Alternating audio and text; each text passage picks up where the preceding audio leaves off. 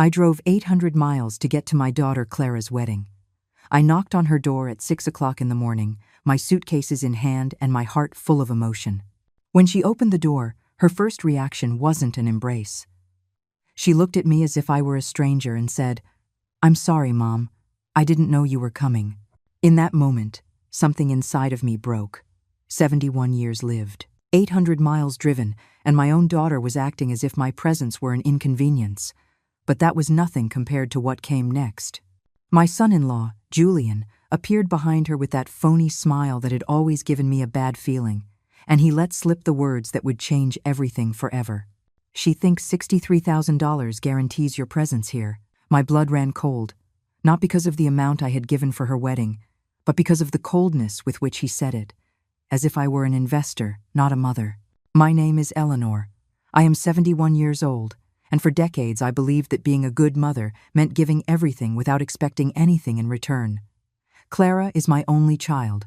I raised her alone after her father abandoned us when she was just 8 years old. I worked double shifts. I sacrificed. I sold my car. I mortgaged my house, all so she could have the best. I paid for her college education, her first apartment, her new car. When she met Julian 3 years ago, I thought she had finally found happiness. How wrong I was. Julian turned out to be a manipulator who slowly pushed Clara away from me. At first, it was subtle comments. "Your mom is very nosy. Don't you think it's time for you to be independent? She treats you like you're a little girl." I watched as my daughter changed, as she grew colder toward me. But I thought it was part of growing up, of starting her own family. When they asked me for money for the wedding, I didn't hesitate for a second. $63,000 was practically all of my retirement savings, but it was for my daughter's happiness. "Mom, we want a perfect wedding," Clara told me with tears in her eyes. "You've always been so generous with us. I promise we'll pay you back." A lie. It was all a lie. The day I transferred the money, Julian told me, "Eleanor, since you're paying for the wedding, you'll obviously be in the front row." I thought it was a joke in poor taste. How could I not be at my own daughter's wedding? But when I arrived that morning, after driving all night, I realized that to them, I was just a walking bank account. "I didn't know you were coming," Clara repeated, without even inviting me inside. She was wearing a pink silk robe, getting ready for the most important day of her life, and I was an obstacle. Julian stepped closer and added, "Eleanor, the ceremony is very intimate. Just close family. Close family." As if I weren't her mother. As if I hadn't been the one who comforted her during nightmares, who cared for her when she was sick, who worked until I bled to give her everything she needed. "But I am your mother," I said to Clara, feeling my voice break. "I am your closest family." She looked away, clearly uncomfortable. "Mom, it's just that we already have everything organized. The seating at the church, the reception, it's all calculated." Calculated. Such a cold word to describe her wedding day. Julian took control of the conversation, as he always did. "Look, Eleanor, we really appreciate your contribution, but Clara and I decided we want a small ceremony for just our nearest and dearest. Nearest and dearest. I, who had given everything for that girl, was not part of the nearest and dearest." It was in that moment that something shifted inside me. A coldness I had never felt before spread through my entire body. I looked at Clara, searching her eyes for any trace of the child I had raised, but I only found indifference. I had raised a stranger. I had loved someone who saw me as an ATM. "I understand," I finally said, with a calmness that surprised even me. "I understand perfectly," Julian smiled, thinking he had won. Clara sighed in relief, believing the awkward moment had passed. But they didn't know that I had secrets too. Secrets that were about to change all the rules of the game. I walked to my car with my dignity intact, but my heart in pieces. As I started the engine, I took out my phone and dialed my bank. "Good morning. I need to freeze a transfer I made 2 weeks ago." The voice on the other end of the line was professional and efficient. "Of course, ma'am. What is the reason?" "Family fraud," I replied without hesitation. In 5 minutes, the $63,000 were frozen. Clara's perfect wedding had just turned into her worst nightmare, but this was only the beginning. As I drove back into the city, my phone started ringing. Once, twice, 3 times. I let it ring. I knew exactly who it was and why they were calling. The bank notification had arrived in Clara's account. Transfer frozen by sender. I could imagine Julian's face when he found out. I could imagine the panic in my daughter's eyes when she realized her perfect wedding was falling apart. But I wasn't going to answer. Not yet. After so many years of being the mother who was always available, who always solved the problems, who always said yes, it was time for them to learn what desperation felt like. It was time for them to know what it meant to need someone and have that person not be there. I checked into the most elegant hotel in the city, not the cheap motel where I always stayed when I came to visit them. This time, I wanted luxury. I wanted to feel valued, even if it was by strangers who treated me with respect in exchange for money. The receptionist gave me a genuine smile when I checked in. "Welcome, Mrs. Eleanor. We hope you enjoy your stay." How different it was to be treated like a distinguished guest instead of a nuisance. In my room, a suite with a view of the lake, I poured myself a glass of wine and sat down to wait. I didn't have to wait long. My phone exploded with calls. First call, Clara. Second call, Julian. Third call, Clara again. Fourth call, an unknown number, probably Julian from another phone. Fifth, sixth, seventh call. I let them all go to voicemail. Finally, I decided to listen to the messages. Clara's voice sounded desperate. "Mom, please, I need to talk to you. There was an error with the bank. Call me, please." An error. How convenient to call it an error now that she needed my money. The second message was from Julian, and his tone was completely different. "Eleanor, I don't know what little game you're playing, but this is serious. We have vendors to pay, a hall reserved, guests coming from out of state. Fix this immediately." A little game. That word made me laugh. Because if this was a game, I had just changed the rules, and they didn't know I held all the winning cards. But what really shocked me was the third message, also from Julian. "Listen to me, you old woman. I don't know what's wrong with you, but if you don't fix this in the next 2 hours, you're going to regret it. Clara is crying because of you." Is that what you want? To make your own daughter suffer? Old woman. He had called me an old woman and then had the gall to blame me for Clara's suffering. That was the last straw. I picked up my phone and dialed my lawyer's number. "Stephen, it's Eleanor. I need to see you first thing tomorrow morning. It's urgent." Stephen had been my lawyer for years, ever since the divorce. He knew my entire financial situation. He knew about my properties, my investments, everything that Clara and Julian were unaware of. "What's wrong, Eleanor? You sound upset." I told him everything, every detail, every humiliation, every cruel word. When I finished, there was a long silence on the other end of the line. "Eleanor," he finally said, "are you sure you want to do this? Once we start, there's no going back." "Stephen, for 71 years I have been too good, too understanding, too generous. They have used me, manipulated me, treated me as if I were worthless. No more. I want them to know exactly who they messed with." That night, as I dined alone in the hotel's elegant restaurant, my phone continued to ring. I counted the calls, 41 in total. 41 desperate calls from 2 people who had never called me just to ask how I was. 41 calls from 2 people who only remembered me when they needed something. But the calls weren't the worst part. It was the text messages. 12 messages that went from pleading to threats in a matter of hours. Clara started with, "Mom, please call me. We can talk about this later." Then, "I don't understand why you're doing this. I thought you wanted me to be happy." And finally, "If you ruin my wedding, I will never forgive you."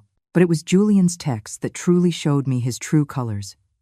"Eleanor, this is ridiculous. Behaving like a child won't get you anywhere." Then, we get the message. "You wanted attention? You've got it. Now give the money back." And the last one, the one that made me laugh out loud. "You're a bitter old woman who can't stand to see her daughter happy. You've always been a manipulator." A manipulator. Me. The woman who had given everything without asking for anything in return. The woman who had worked herself sick to pay for my daughter's whims. The woman who had kept silent when Julian filled her head with foolish ideas about my supposed interference in their relationship. I couldn't sleep that night, not from guilt or regret, but from adrenaline. For the first time in years, I felt powerful. I felt in control. I felt like the main character in my own life instead of a supporting character in the lives of others. At 3 in the morning, I decided to do something I had never done before: check Clara's social media. What I found both broke my heart and strengthened my resolve. Photo after photo of her showing off her engagement ring, her ivory wedding dress, her honeymoon plans. I wasn't in any of those posts. She never mentioned me in any of her stories. It was as if I didn't exist. But what hurt the most was a post she had made the week before. So grateful to my future husband for teaching me how to be independent. I finally understand that true love isn't dependence, it's freedom. Thank you, Julian, for helping me cut the chains that were holding me back. Chains. I was the chains. My motherly love, my sacrifice, my dedication, all of that was chains to her. Julian had brainwashed her so thoroughly that she no longer saw my love as love, but as manipulation. She no longer saw my generosity as generosity, but as control. It was in that moment that I made my final decision. It wasn't just about the wedding money. It wasn't just about the humiliation of that morning. It was about years of being invisible, of being taken for granted, of being treated like a resource instead of a person. I took out my laptop and began writing emails to my contacts, researching my rights, making plans for the next few days. If Clara and Julian wanted a war, they were going to get one. But this time, I had the heavy artillery. Because what they didn't know was that I wasn't just a retired mother with some savings. I was a woman with properties, investments, contacts, and most importantly, with the truth on my side. For years, I had kept silent about many things. I had protected Clara from knowing certain details about her father, about our real financial situation, about the sacrifices I had made. But the silence was over. It was time for my daughter to know the whole truth. It was time for Julian to find out who he had really messed with. The sunrise found me awake, dressed, and ready for battle. 41 missed calls glowed on my phone's screen. 12 threatening messages waited to be answered.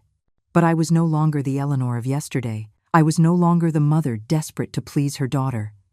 I was a woman who had decided to reclaim her power. And this was just the beginning. At 7 in the morning, my phone rang again. This time, I answered. It was Clara, and her voice sounded broken. "Mom, please, we need to talk. Come to the house." Her tone had completely changed. It was no longer the coldness of yesterday, but pure desperation. "Good morning, Clara," I replied with a calm that surprised even me. "How did you sleep?" "Mom, don't play games with me. You know exactly why I'm calling. The bank says you froze the money. Why would you do something like that?" Her voice broke at the end of the sentence. For a moment, I almost felt pity. Almost. But then I remembered her words from yesterday. "I didn't know you were coming." I remembered Julian's contemptuous face. I remembered how they had treated me like a stranger after I drove 800 miles to be there on the most important day of her life. "Clara, I think it's time we had a conversation we should have had a long time ago," I said, "but it's not going to be at your house. If you want to talk to me, we'll meet in the lobby of the Lakeshore Grand Hotel at 10 o'clock, and you come alone." "Alone? Why alone? Julian is my husband. He has a right to be present in our family conversations." There it was again. Julian controlling even the conversations between a mother and daughter. "Clara, Julian is not your husband yet. And if you want me to unfreeze that money, you either come alone or you don't come at all. You decide." There was a long silence. I could imagine her consulting with Julian, asking for permission to speak with her own mother. Finally, she sighed. "Fine, I'll be there at 10. She hung up without saying goodbye. How far my little girl had strayed from the loving daughter who used to say, "I love you, Mom," before hanging up the phone. But I had more important things to do before that meeting. I called Stephen. "Good morning. Can we move up our appointment? I need to see you before 10. "Of course, Eleanor. How serious is this?" "Stephen, we're going to change my will. Completely." An hour later, I was in Stephen's office, signing documents that Clara could never have imagined existed. "Are you absolutely sure about this, Eleanor?" He asked me for the third time. "This is a very drastic decision." I looked him straight in the eye. "Stephen, for years, I have been a mother. I have put my daughter's needs before my own. I have sacrificed my happiness, my comfort, my dreams for her. And yesterday, I discovered that to her, I am just a bank account. I am more sure of this than anything else in my life. The documents were ready. Stephen explained every detail, every consequence. Once you make this public, Clara is going to know exactly what she's losing. Are you prepared for that conversation? I smiled for the first time in 24 hours. Stephen, I've been preparing for that conversation my whole life. I just didn't know it. I arrived at the hotel 5 minutes before 10. Clara was already there, sitting in a lobby armchair with her eyes red from crying. She was wearing a light green dress I had given her last year for her birthday. She looked small, fragile, like the little girl I used to comfort when she had nightmares.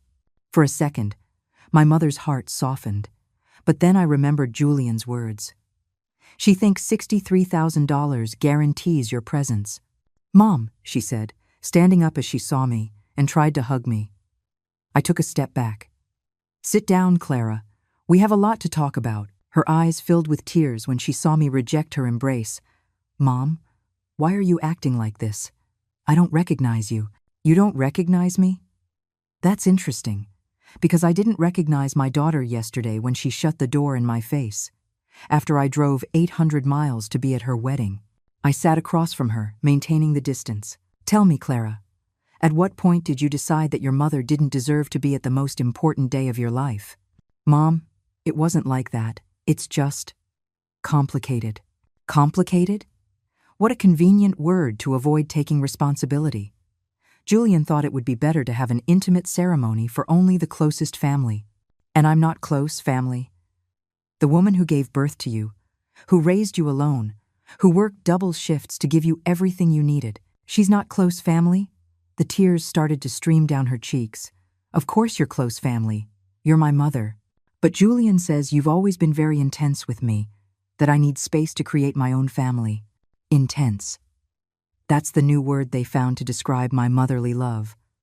I leaned forward. Clara, let me ask you a very simple question. Who paid for your college? You did, Mom, but who bought you your first car? You did. But who lent you the money for the apartment where you live now? You did, but I don't see what that has to do with anything. And who gave you $63,000 for your perfect wedding? Her face turned pale. You did, Mom.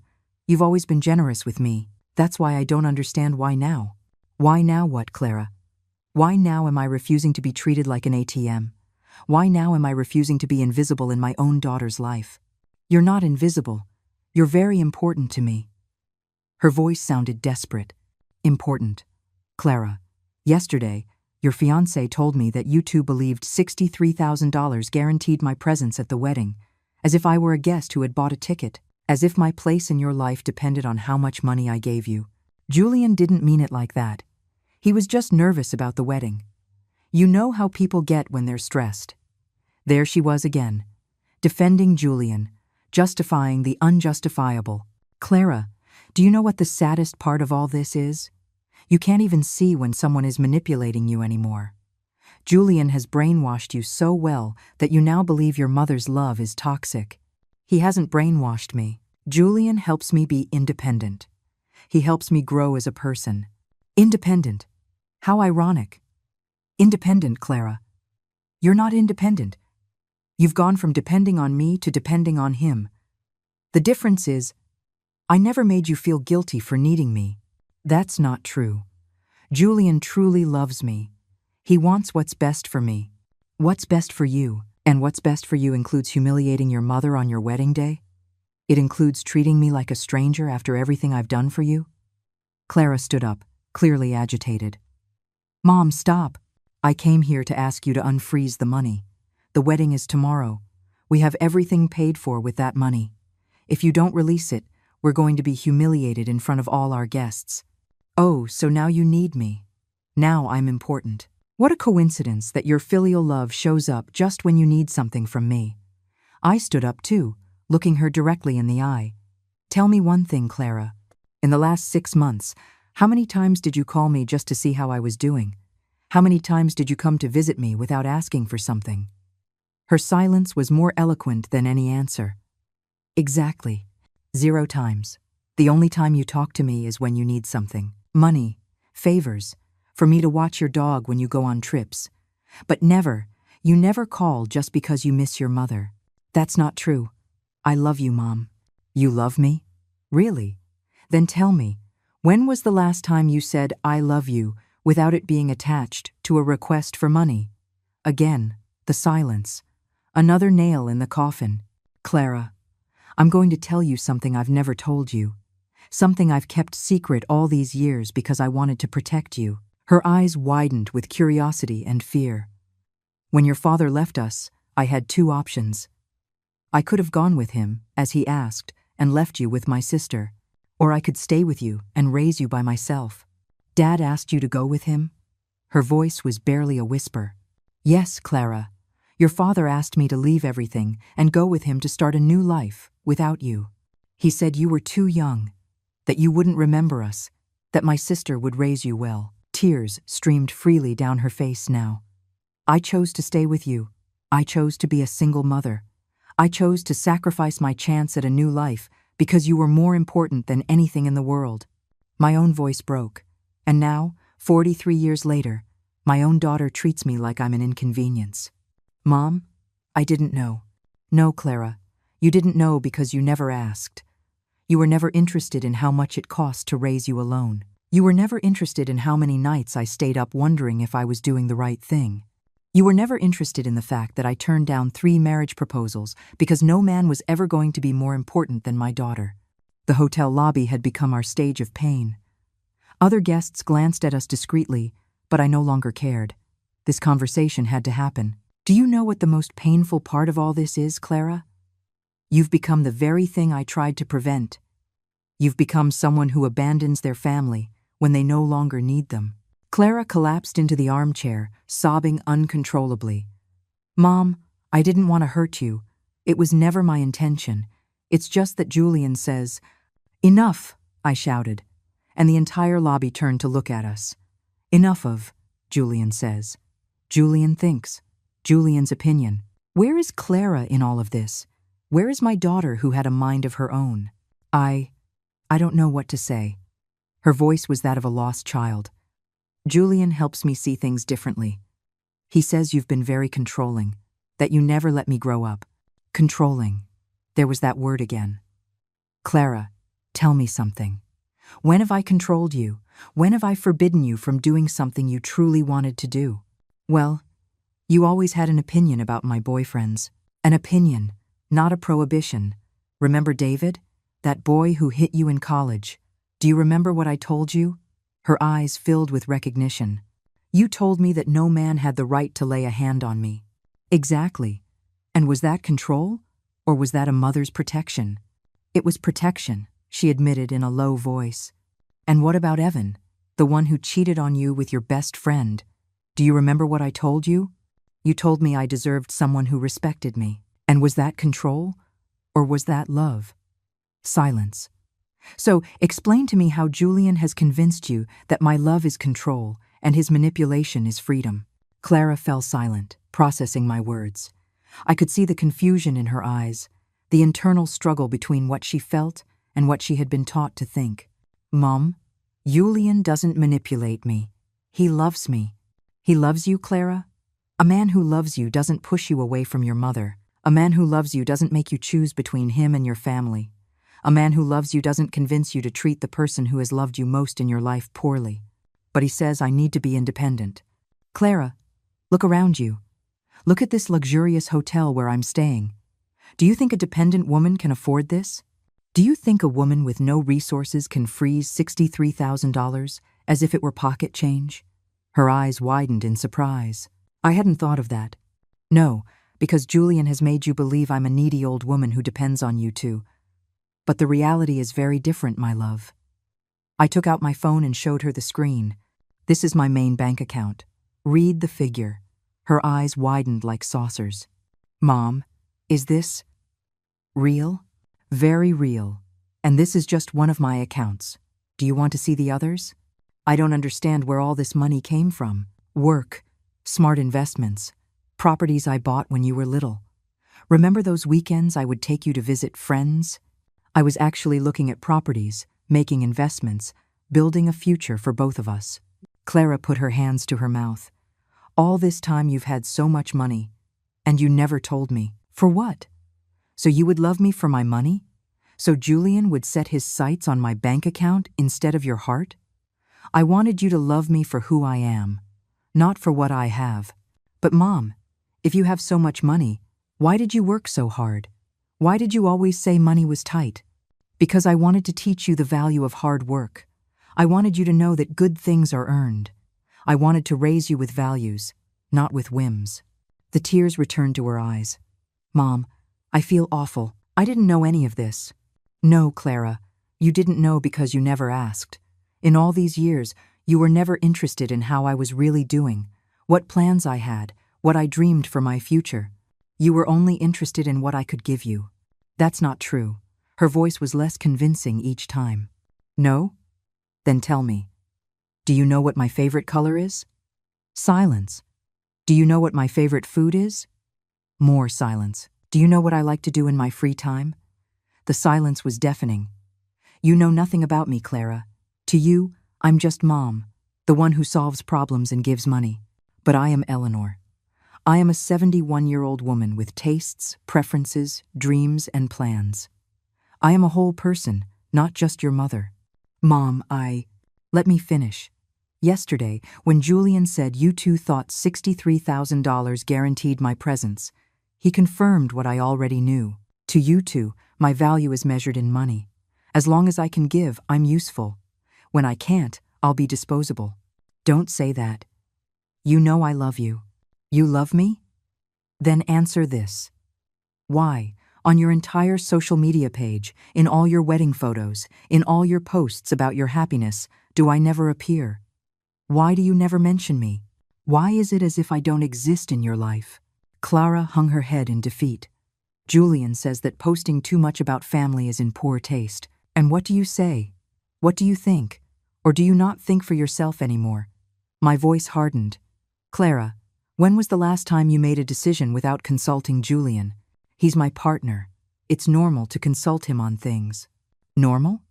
Is it normal for your partner to decide if you can mention your own mother on social media?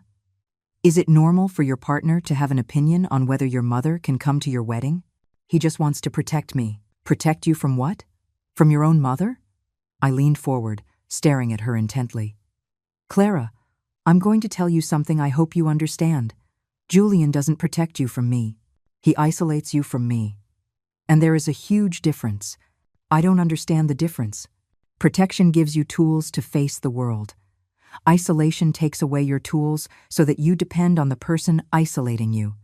Julian doesn't want you to be strong. He wants you to be dependent on him. But he makes me feel special.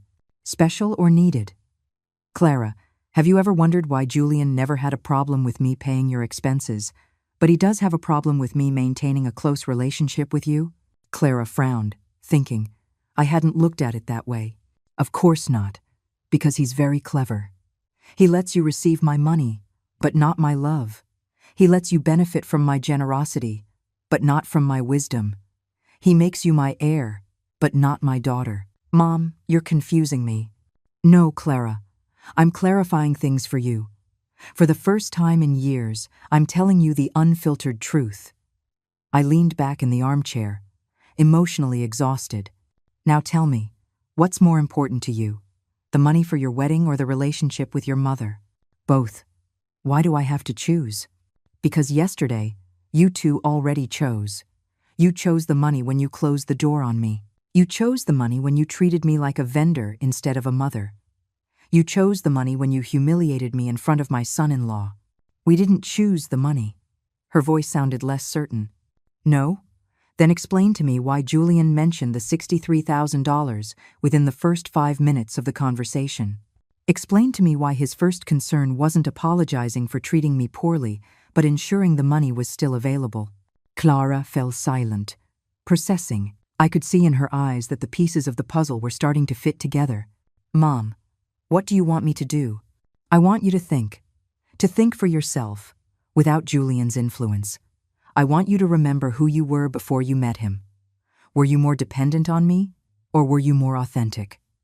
Silence. Clara, before Julian, when was the last time you spoke rudely to me? When was the last time you disrespected me? Another revealing silence. Never, she finally admitted. Never, because I taught you to respect your mother. I taught you that family is sacred. I taught you values that Julian is destroying one by one. I stood up, tired of the conversation. Clara, I'm going to give you 24 hours to decide what's more important to you. If by this time tomorrow you haven't made a decision, I will make one for you, and I assure you, you won't like my decision. What decision, Mom? What are you going to do? That depends on you. But remember something. I have lived 71 years without Julian. I can perfectly well live another 20 without him. The question is, can you live without your mother? I walked away, leaving her there, sobbing in the hotel lobby. But this time, her tears didn't stop me. This time, my pain was stronger than my maternal instinct to comfort her. Because it was time for Clara to learn that actions have consequences and that a mother's love, though infinite, is not unconditional when it comes to respect and dignity. That afternoon, I dedicated myself to doing something I hadn't done in years, taking care of myself. I went to the hotel spa, got a massage, a manicure, a pedicure. I got my hair cut at the fanciest salon in the city. I bought new clothes that made me feel powerful and elegant. Because I had made a decision. I was no longer going to dress like the long-suffering mother everyone expected. I was going to dress like the successful woman I truly was. As I was trying on an elegant red dress in the most expensive boutique on Michigan Avenue, my phone rang. It was Julian. This time, I decided to answer. Hello. My voice was cold, distant. Eleanor, we need to talk. His tone was no longer arrogant like yesterday. There was a note of nervousness that I enjoyed hearing. Speak, I said as I admired myself in the mirror. The red dress fit me perfectly. Look, I think there was a misunderstanding yesterday. Clara is very upset, and so am I. The wedding is tomorrow, and we need to sort this out. A misunderstanding. What a convenient word. There was no misunderstanding, Julian. You two were very clear yesterday. I was not welcome at my own daughter's wedding. The message was received loud and clear. That's not what we meant. We were stressed. You know how weddings are.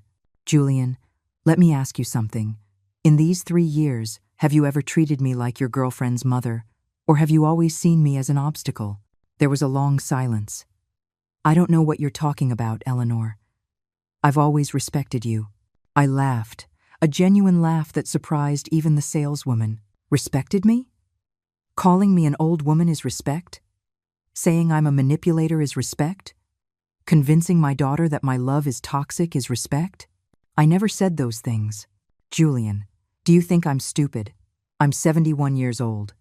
I'm not a naive teenager. I know exactly what you've been doing.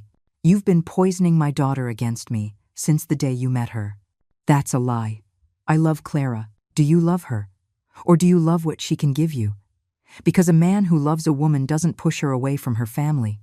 A man who loves a woman helps her be a better daughter, not a worse one. Clara is an adult who can make her own decisions. Her own decisions? Julian, Clara hasn't made a decision of her own since she met you. Everything she thinks, everything she feels, everything she decides, first goes through your filter. I signaled to the saleswoman to wrap up the red dress.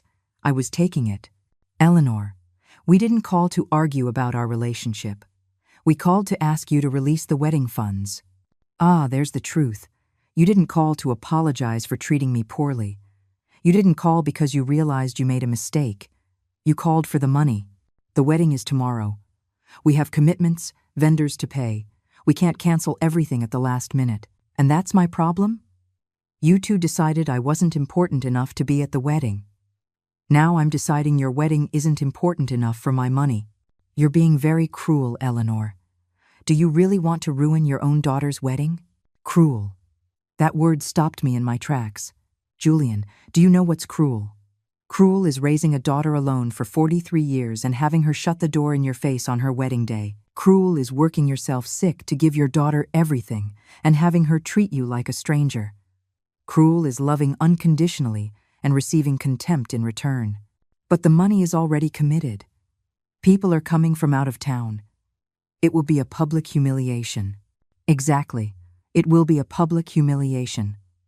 Like the humiliation you put me through yesterday when you treated me as if I were an intruder in my own daughter's life. Eleanor, be reasonable. We can fix this. You can come to the wedding. We'll save a special seat for you. A special seat.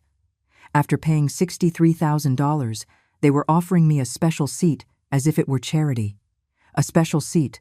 Like what? In the back row? In the kitchen? Or maybe standing outside watching the cars? My voice grew harder with each word. Don't offer me crumbs after you've taken the whole banquet. Fine, fine. Front row, next to Clara's parents. Julian, I am Clara's mother. I don't need to be next to the parents. I am the closest family she has, or at least I was, until you brainwashed her. Eleanor, tell me what you want. What do you need to release the money? There it was, the million-dollar question. Literally. What I want, Julian, is for my daughter to remember who her mother is. What I want is for her to understand that respect can't be bought with money. What I want is for her to learn that actions have consequences. And how do we do that? Very simple. I want Clara to come to my hotel tonight, alone, without you. And I want her to apologize to me, not for the money, but for disrespecting me. And I want her to promise me that she will never again let anyone push her away from her mother. That's emotional blackmail. Emotional blackmail? Julian, do you know what emotional blackmail is? It's convincing a daughter that her mother is toxic so you can control her better. It's making a woman feel guilty for loving her family. It's using love as a weapon of manipulation. I have never done that. No? Then explain to me why Clara, who used to call me every day, now only calls when she needs money. Explain to me why Clara, who used to visit every weekend, now comes once a month if I'm lucky. That's normal when people get married. Priorities change. Priorities change, Julian. But family love doesn't disappear, unless someone is actively working to destroy it. I hung up the phone without giving him a chance to respond. I was tired of his justifications, his manipulations, his arrogance. But most of all, I was tired of being treated like I was the problem when I was clearly the victim. That night, as I dined alone in the hotel restaurant, I reflected on the whole situation. For the first time in years, I felt free. Free from the constant worry of pleasing Clara, free from the anxiety of doing something wrong that might push her away, free from walking on eggshells so as not to upset Julian, because I had understood something fundamental. I hadn't lost my daughter. My daughter had lost herself. And until she found herself again, until she remembered who she was before Julian, there was no relationship to save. My phone vibrated with a text message. It was Clara. Mom, Julian told me about your conversation. I'm coming to see you tonight. We need to talk. For the first time in 24 hours, I genuinely smiled. Maybe, just maybe, my daughter was starting to wake up. But I was no longer the desperate mother willing to accept any crumb of attention. I was a woman who knew her worth, and who was not going to accept anything less than the respect she deserved. The war was just beginning, and this time I had all the weapons. Clara arrived at my suite at 8 o'clock in the evening. When I opened the door, her appearance surprised me. Her eyes were swollen from crying, her hair was disheveled, and she was wearing the same wrinkled clothes from the morning. She looked destroyed, but for the first time in years, she had come alone. Come in, I said, remaining composed. She entered slowly, looking at the elegant suite in awe. Mom, this place is incredible. Yes, it island. When you value yourself, you treat yourself as you deserve, I replied, pouring 2 glasses of wine. Do you want one? Yes, please. I need something to calm my nerves. She took the glass with trembling hands. Mom, I've been thinking all day about our conversation this morning, and I think you were right about a lot of things. About a lot of things? No, Clara, I was right about everything. My voice was firm, but not cruel. The question is whether you're ready to admit it. She sat on the sofa, burying her head in her hands. I don't know what's wrong with me, Mom. It's like I've lost the connection to myself. You didn't lose it, my love. It was taken from you. I sat across from her, studying her face. Tell me something, Clara. When was the last time you made an important decision without consulting Julian? She looked up, confused. I don't understand the question. It's very simple. When was the last time you said, "This is what I want," regardless of his opinion? Clara thought for a long time. I don't remember. Exactly. Because for 3 years, you haven't been you. You've been the version of you that Julian needs you to be. But he loves me. He tells me I'm perfect for him. Clara, have you ever wondered why you're perfect for him? Is it because he truly knows and accepts you for who you are? Or is it because you've molded your personality to fit what he wants? The tears started to run down her cheeks again. Mom, I'm so confused. Julian says he's helping me grow, but you say he's controlling me. I don't know who to believe. Don't believe anyone, Clara. Believe yourself. Listen to your heart, not to outside voices. But how do I do that? I don't even know what my own voice is anymore. Let's start with something simple. Tell me, did you really want such a big, expensive wedding? Clara frowned. Actually, I always dreamed of something more intimate. A small ceremony on the beach with close family. And why wasn't it like that? Because Julian says a wedding is the most important event in a woman's life, that we have to celebrate it in a big way so everyone can see how happy we are. Everyone who, Clara? Who cares so much about being impressed? His friends, his work colleagues, his family. She stopped talking suddenly, as if she had just realized something. Mom, I just realized I didn't mention my friends or my family. Exactly. This wedding isn't for you, Clara. It's for him. But I agreed. I said yes. Of course you said yes. Julian is very clever. He didn't force you directly. He convinced you it was your idea. I stood up and walked to the window. Clara, do you remember what you were like before you met him? You were more spontaneous, more joyful, more yourself. Yes. Her voice was barely a whisper. Mom, is it normal for my fiancé to constantly criticize me, to tell me how to dress, how to talk, who to associate with? My heart sped up. She was finally starting to see reality. No, my love, that's not normal. That's control. But he says he does it because he loves me, because he wants me to be the best version of myself. Clara, the best version of yourself is the authentic version, not the version he wants to mold. I turned to look at her directly. A man who truly loves you, accepts you as you are, and helps you shine by being yourself. He doesn't change you to fit his idea of perfection. Mom, I'm scared. Of what? That you're right. That I've made a terrible mistake. That tomorrow I'm going to marry someone who doesn't really know me. And what scares you most about that? That it's too late to change my mind. She stood up abruptly, pacing the room. Mom, everything is paid for. The guests have already arrived. Julian's family came from another state. If I cancel now, it's going to be a horrible scandal. Clara, would you prefer a one-day scandal or a lifetime of unhappiness? My question stopped her in her tracks. A marriage isn't an event, my love. It's a whole life. And if you have doubts now, imagine yourself in 10 years. But Julian will be furious. He'll say I'm crazy, that I'm irresponsible. And does that matter more to you than your own happiness? No. But there are no buts, Clara. Either your happiness is more important than his anger, or it isn't. It can't be both. Clara sank back onto the sofa. Mom, if I cancel the wedding, I'll lose Julian. And if you don't cancel it, what will you lose? Myself. And you. The admission came out like a painful whisper. Clara, I'm going to tell you something I hope you remember for the rest of your life. It is better to be alone and be yourself than to be with someone and be a fake version of yourself. I sat down beside her and took her hands. I was alone for many years after your father left, and they were happy years because I was authentic. Didn't you miss having a partner? Of course I did. But I preferred authentic loneliness to fake companionship. And look, I eventually found real love, but at that time, it wasn't my priority. Real love? When?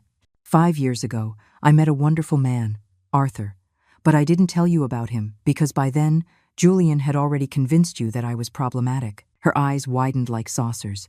You have a boyfriend, and you never told me? Clara, I tried to tell you several times, but every time I mentioned I had met someone, you would change the subject or tell me to be careful with men who take advantage of older women. That sounds like something Julian would say. Exactly.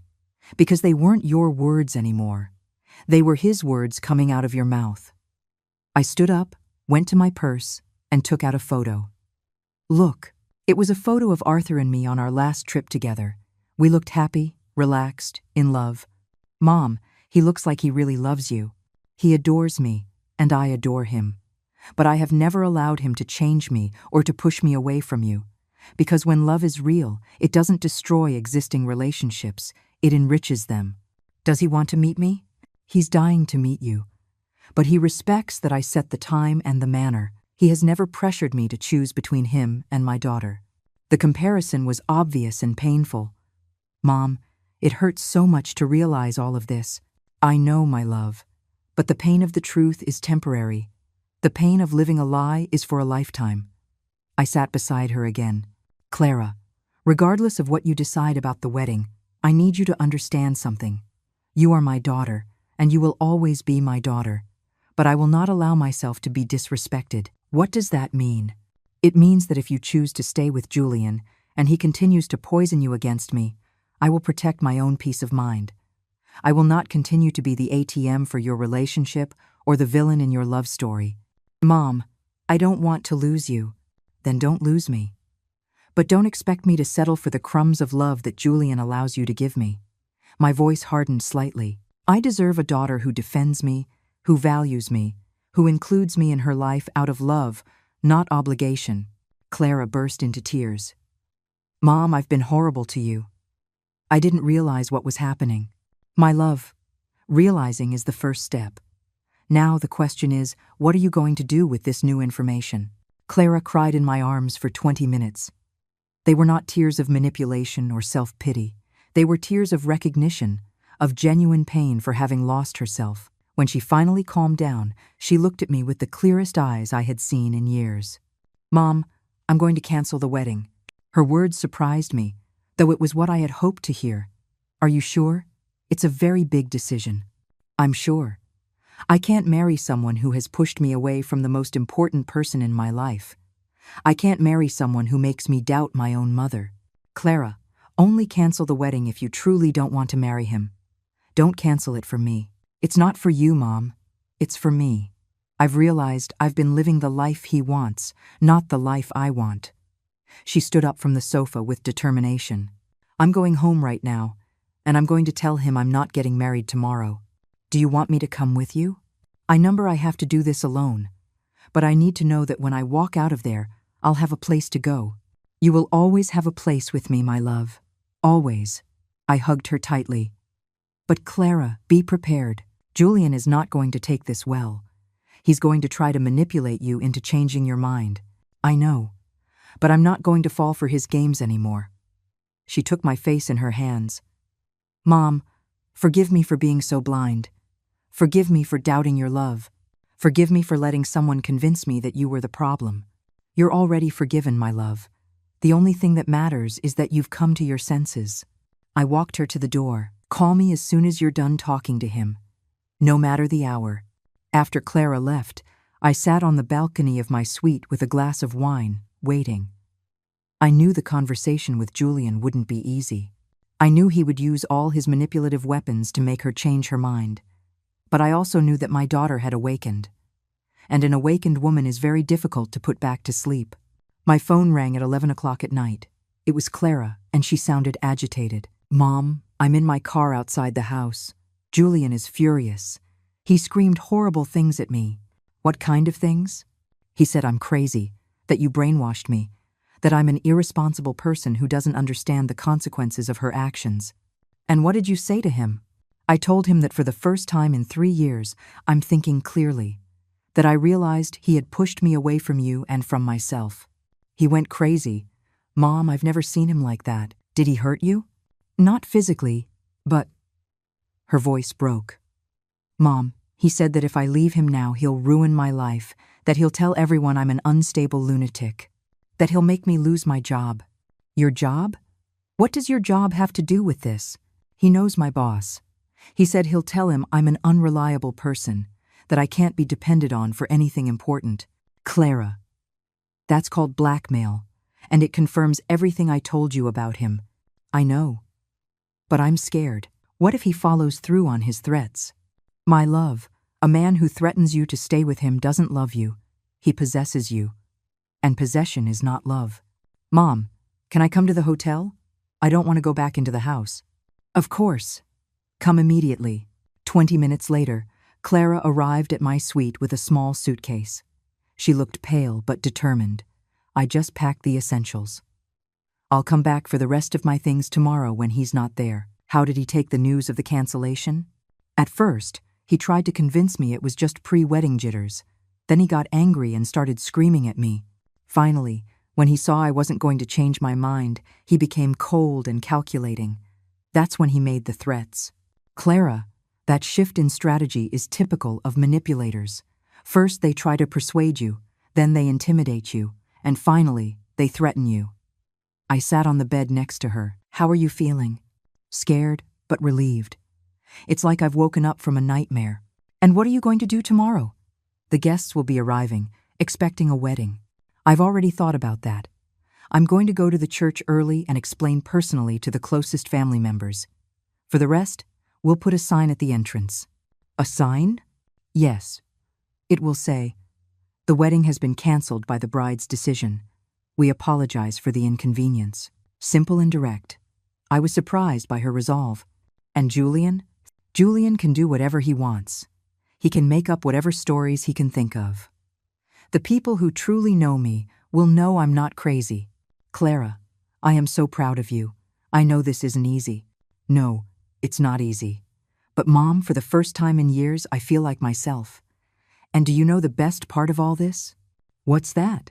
That I don't have to ask anyone for permission to be who I am. That night, Clara slept in the second bedroom of my suite.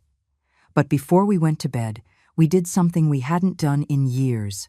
We stayed up late talking, not about problems or drama, but about dreams, plans, happy memories. For the first time in a long time, my daughter was my daughter again. Mom, will you tell me more about Arthur? Do you really want to know? Yes. I want to know your life, not just be a part of it. I told her about Arthur, about our travels, about how he had brought back the joy of being loved for who I truly am. When am I going to meet him? When you're ready. No pressure, no hidden agenda. Only when you feel you want to meet the man who makes your mother happy. I want to meet him, Mom. I want you to know that I support your happiness. Her words filled my heart. Clara, there's something else I want to tell you. Something about your financial future. What do you mean? Tomorrow, we're going to see Stephen. I'm going to change my will again. Everything I have will be yours, but with conditions. What conditions? That you never allow anyone to manipulate you using my money. That you use that inheritance to be independent, not to buy love. And that if you ever have children, you teach them the value of family respect. Mom, I don't need your money to love you. I know, my love, but I want you to have it so you never have to depend on anyone. So you never have to endure mistreatment out of financial necessity. That happened to you, with my father. Yes. That's why it's so important to me that you are financially independent. When we finally went to sleep, for the first time in years, I lay down without the constant anxiety about my relationship with Clara. I had gotten my daughter back, not just physically, but emotionally. I had won the most important war of my life, the war for my daughter's soul. But I knew Julian wouldn't stand by idly. A man like him doesn't accept defeat easily. Tomorrow would be a difficult day, but I wouldn't have to face it alone. My daughter was on my side again. The day that should have been the wedding dawned gray and rainy. Clara woke up early, more determined than ever. Mom, I want to go to the church before Julian gets there. I need to speak with Father Alexander and the relatives who have already arrived. Do you want me to come with you? No, I have to do this alone too. But I need to ask you for a favor. Anything you need. Can you unfreeze the money? Not for the wedding, but to pay back the vendors who are not at fault. It would be unfair for them to lose their money because of my decisions. I felt so proud in that moment. My daughter had regained not only her authenticity, but also her sense of justice. Of course, as soon as the bank opens, I'll make the transfer. Thank you, Mom. Now I understand it was never about the money. It was about respect. Clara left at 8 in the morning. I stayed at the hotel, waiting for news and preparing for what I knew was coming. Julian's revenge. I didn't have to wait long. At 10 in the morning, my phone began to ring with unknown numbers. First call, Eleanor? This is Letitia, Julian's sister. What have you done to Clara? She's acting like a crazy person. Second call, this is Beatrice, Julian's mother. We demand an explanation. You have ruined my son's life. Third call, Eleanor. This is David, the best man. This is a scandal. How could you let Clara do this? I answered every call with the same response. Julian knows exactly why Clara made this decision. If you want answers, ask him, because I knew Julian had told them his version of events, where I was the manipulative villain who had destroyed their happiness. But the call that truly surprised me was from a number I didn't recognize. Mrs. Eleanor? This is Ivan, a reporter from the local news channel. We have information that the Julian-Clara wedding was canceled at the last minute due to family interference. Could you give us your version of events? There it was. Julian had called the press. He wanted to turn this into a public scandal, to pressure Clara into going back to him. I have no comment for the press, I replied and hung up. But I knew this was only the beginning. Clara returned to the hotel at noon, exhausted but at peace. How did it go? Better than I expected. Father Alexander was very understanding. He said he'd rather have a canceled wedding than an unhappy marriage. And our relatives, most of them understood. Some were upset, but when I explained that I had serious doubts about the relationship, they said I did the right thing. And Julian? He arrived as I was finishing, explaining the situation. He made a terrible scene, screaming that you had brainwashed me, that I was hysterical, that he had invested 3 years of his life in me. How did people react? Mom, that's when I realized that a lot of people already knew what Julian was really like. His own aunt told me afterward. Clara, my nephew has always been controlling. I'm glad you realized it before the marriage. Really? Yes. Apparently, it was no secret to anyone except me. But the conversation was interrupted when Clara's phone began to ring insistently. It was Julian. She hesitated before answering. Put it on speaker, I suggested. I want to hear what he has to say now that his plan has been ruined. Clara, thank God you answered. Listen, we can fix this. I know your mother filled your head with silly ideas, but we can get past it. His voice sounded desperate. Julian, they're not silly ideas. They are things I should have seen a long time ago. Clara, love, you're confused. Your mother is jealous of our relationship. She can't stand that you're happy without her. There he was again, trying to sow doubt. Julian, my mother isn't jealous. She's concerned, and she was right to be. Concerned about what? I love you, Clara. I've given you everything. No, Julian. You've taken everything from me. My personality, my relationship with my mother, my self-confidence. That's not love. That's a lie. I've helped you grow, to mature. Mature? Does maturing mean being isolated from my family? Does it mean doubting my own feelings? Does it mean needing your approval for everything? Clara's voice grew firmer with each word. Julian, you made me believe my mother was the problem when the problem was you. Clara, don't do this to me. Think of everything we've built together. What have we built, Julian? A relationship where you decide everything and I obey. That's not building, that's controlling. But I love you. Doesn't that count for anything? If you truly loved me, you would never have pushed me away from my mother. If you truly loved me, you would have helped me be a better daughter, not a worse one. Clara looked at me as she spoke, and I saw in her eyes a strength she had lost years ago. Julian, this is over. Don't call me anymore. Wait, what if we talk to your mother? What if we make peace? We can start over. It was incredible how he now wanted to include me once he realized he had underestimated me. No, Julian, there's no going back. And let me tell you something. My mother was right about you from the very beginning. It's a shame I was too blind to see it. Clara, if you leave me, you'll regret it. No one will ever love you like I do. I hope you're right. I hope no one ever loves me like you do, because your love was killing me from the inside. And she hung up. Immediately, her phone began to ring again, and again and again. Block him, I said. You've had the conversation you needed to have. Now he will try to exhaust you with calls until you answer. Clara blocked Julian's number and sighed in relief. But I knew this wasn't over. I knew men like Julian. They don't accept defeat. They seek revenge. And sure enough, an hour later, his next strategy began. Social media. Clara received screenshots from her friends. Julian had posted on Facebook. After 3 years together, my fiancé decided to cancel our wedding on the day itself because her mother convinced her I was a bad person. It's sad to see how family manipulation can destroy true love. Mom, he's trying to make me look like a manipulated lunatic. I know, my love. It was predictable. What are you going to do? Respond publicly? Number. Never get into public wars with manipulators. They are experts at playing the victim, but I am going to do something. What are you going to do? I'm going to tell the world who Eleanor really is, and who my daughter is. If Julian wants a media war, he's going to get one, but not with the weapons he expects. I turned to my laptop with determination. Clara, do you trust me? Completely, Mom. It was time for Julian to learn that he had completely underestimated his opponent. I was not just a concerned mother. I was an intelligent woman, with resources, with contacts, and with the truth on my side. The real war was just beginning. That afternoon, I opened my laptop and created something I never thought I would. A social media account. But not just any account.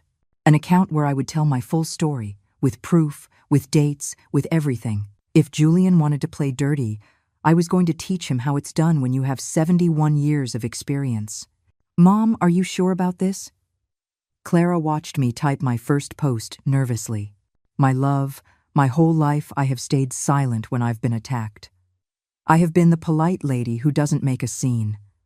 But Julian touched my daughter, and I don't forgive anyone for that. My first post was simple but powerful.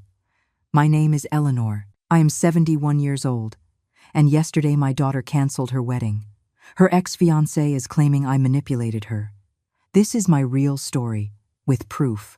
I attached a photo of myself at the hotel, elegant and dignified, and another photo of Clara and me embracing. In 2 hours, the post had 1,000 shares.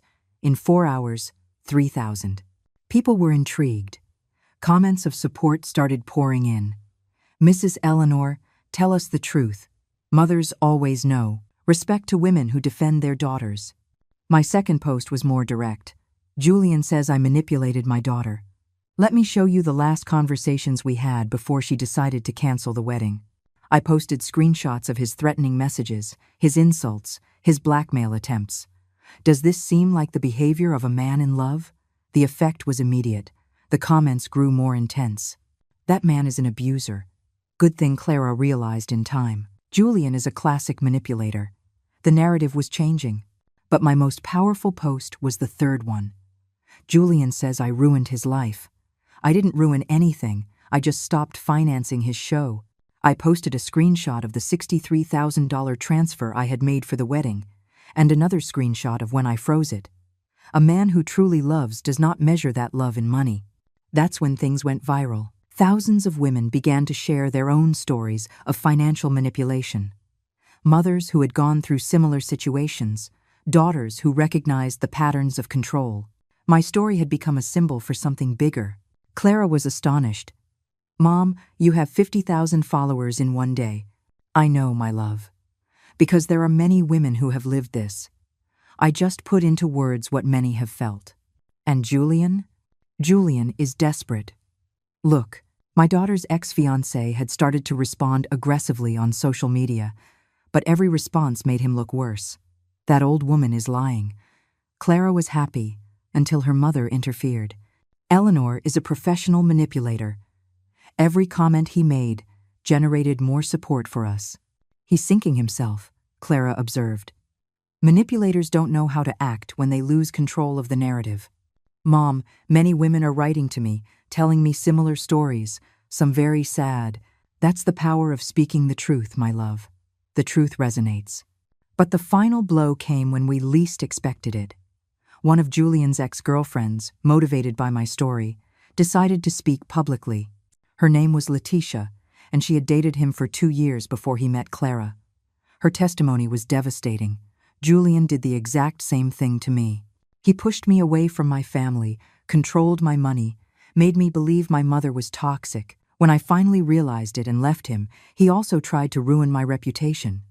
Seeing Clara go through the same thing breaks my heart, but I'm so glad she had a mother like Eleanor to defend her. After that testimony, 3 more women came forward, all with nearly identical stories. Julian had a pattern. Clara hadn't been his first victim, but thanks to me, she had been his last. Mom, I feel horrible for all those women. Don't feel horrible, my love. Feel grateful that you realized in time. And feel proud that your story will help other women recognize the signs. A week later, Clara and I were at my house, packing up her things from the apartment she had shared with Julian. He had disappeared from social media after the scandal. He had lost his job when his boss saw all the material that had gone viral. His reputation was ruined. Do you feel bad for him? I asked Clara as I folded her clothes. I feel bad for the person I was when I was with him, but not for him. Number. And how do you feel now? Free. For the first time in 3 years, I feel completely free. That afternoon, as we were having coffee in my garden, Clara asked me a question that surprised me. Mom, when am I going to meet Arthur? Are you sure you want to meet him? More than sure. I want to meet the man who makes my mother happy, and I want to apologize to him for all the time we wasted because of me. I called Arthur that very night. My love, there's someone who wants to meet you. Clara? Yes, she's ready. Eleanor, I have waited for this moment for 5 years.